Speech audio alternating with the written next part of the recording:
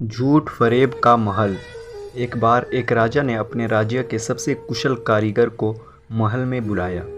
राजा कारीगर की कला से बहुत प्रभावित था।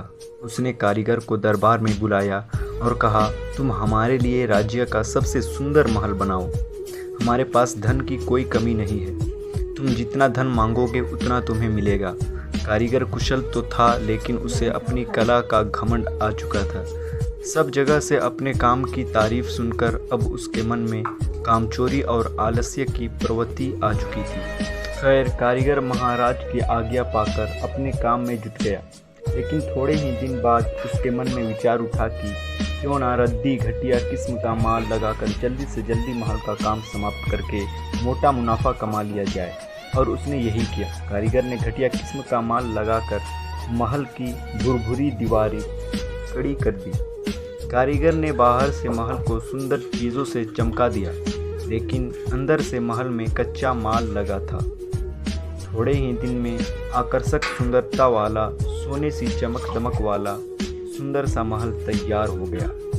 महल खड़ा करने के बाद कारीगर राजा की सेवा में पहुंचा और राजा को महल के बनाने की सूचना दी। राजा अगले ही दिन महल का निरीक्षण करने के लिए पहुंचे। महल को देख राजा बहुत ही प्रभावित हुए। महल बहुत ही आकर्षक और सुंदर लग रहा था।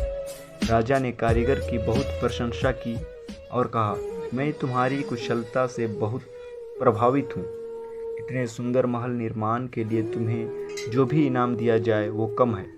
मैं सोच रहा हूँ इस अद्भुत कार्य के लिए तुम्हें क्या इनाम दिया जाए। फिर थोड़ा सोच विचार कर महाराज मुस्कुराए और बोले, लो, तुम्हें यही महल पुरस्कार में देता हूँ। महाराज की बात सुनकर कारीगर बहुत प्रभावित हुआ।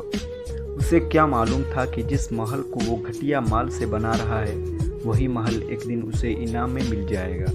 राजा महल का निरीक्षण कर और महल को कारीगर को इनाम में देकर चले गए। कारीगर अपने किए पर मुंह छिपाकर रोने लगा। इनाम के लालच में कारीगर का बनाया गया खोखला महल उसी के हत्थे चढ़ गया।